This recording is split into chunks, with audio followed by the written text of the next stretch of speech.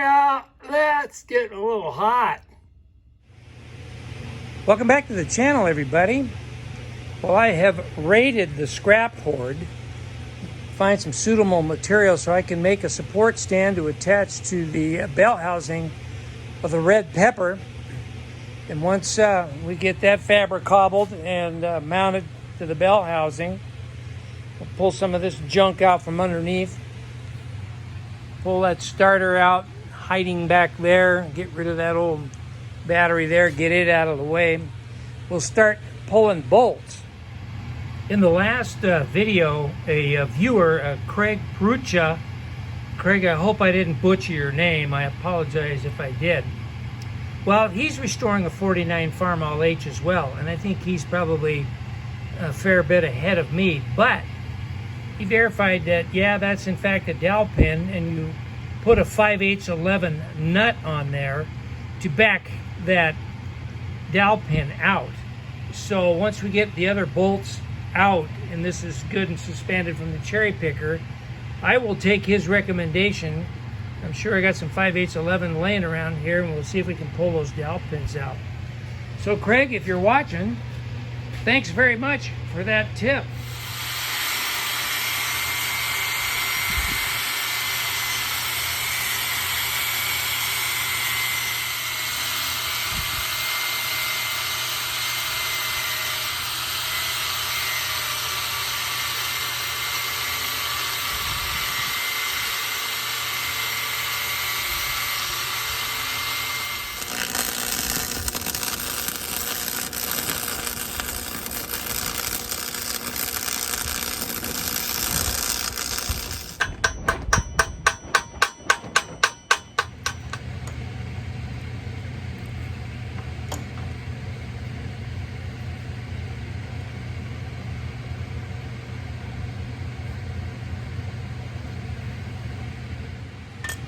Okay, we've got a couple of fabric cobbled stands along with a safety jack stand in between, just in case. So I think it's safe to say it's time to start pulling the remaining bolts, and we'll get that engine broke loose from the bell housing.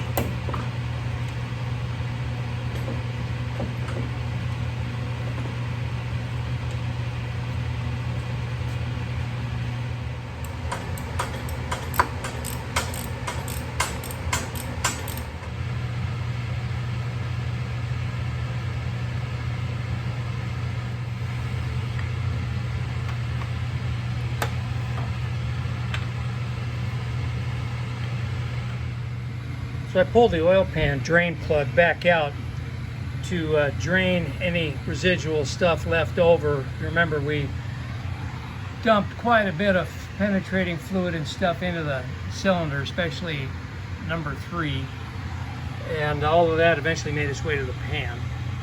I've got 3 1/2-inch bolts here bolted into the belt housing, and I think that's attached, can't really tell.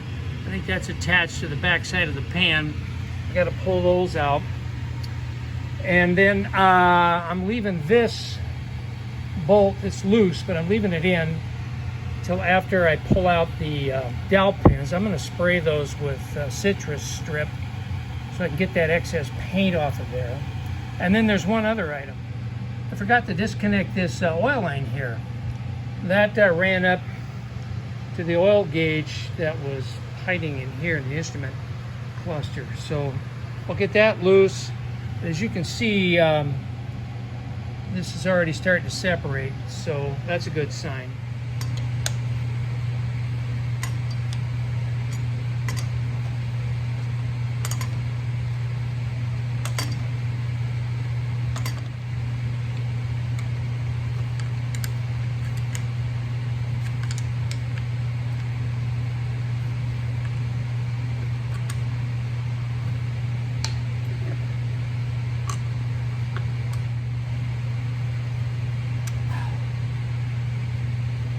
tapered dowel pin.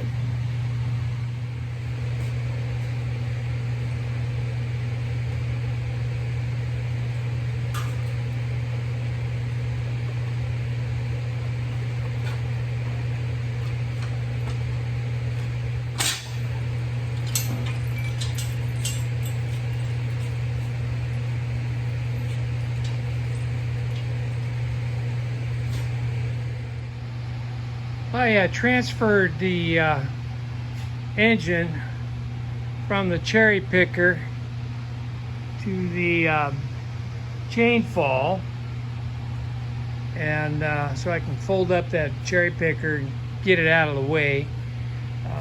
I got to get the whole clutch assembly off, so I'll be able to mount the whole thing to the engine stand. The inside of the bell housing is pretty crapped up. I tried to spin that throwout bearing and it's pretty crunchy. So yeah, a lot of cleanup needs to happen in there. There's a lot of grease and oil and stuff in there. Sorry about that crappy camera work. So I thought at first the main bearing or the rear main seal may be bad on this. Maybe not. It just could be a lot of old grease and oil. Ring gear looks really good. There's a little bit of wear on the outer edge, but overall I think it looks pretty good. All right, let me continue on, get that clutch off, see if we can get it mounted to the engine stand.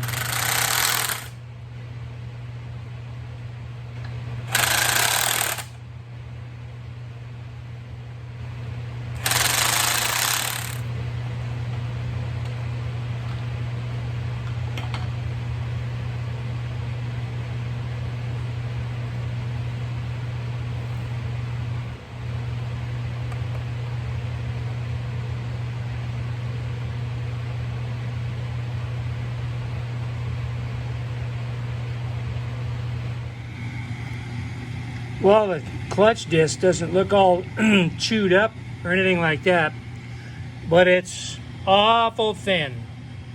About 1/32 of an inch left before we get down to the rivets and have metal-to-metal issues. The backside is pretty much exactly the same, which, you know, that means the adjustment was really good on this pressure plate. And at first glance, the pressure plate looks really good, but when you run your fingernail across here, there's a real wavy surface there. So yeah, we're looking at pressure plate, and the back side of the forks there that engage the pilot or the throwout bearing, they're getting pretty thin.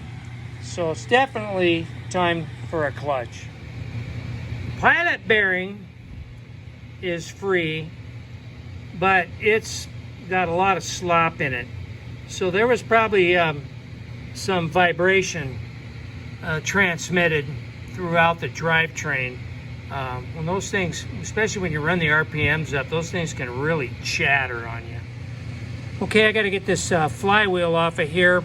I got to bend the tabs on these fold-over locks, get those 4 bolts out of there, and then we'll lift the flywheel off of there.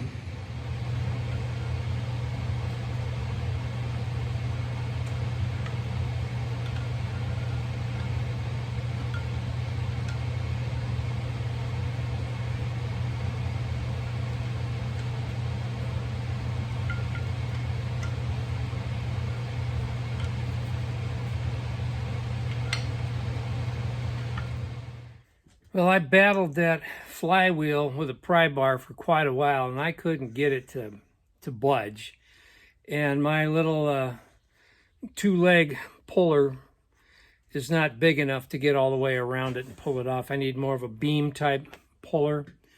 And I double checked to make sure there were no drilled holes, you know, that you could run bolts through and push it out. I don't have that configuration. So I could not get that flywheel off, and then I got an emergency alert warning. We had a rapidly moving, ugly storm zeroing in on us. And man, it hit with a vengeance.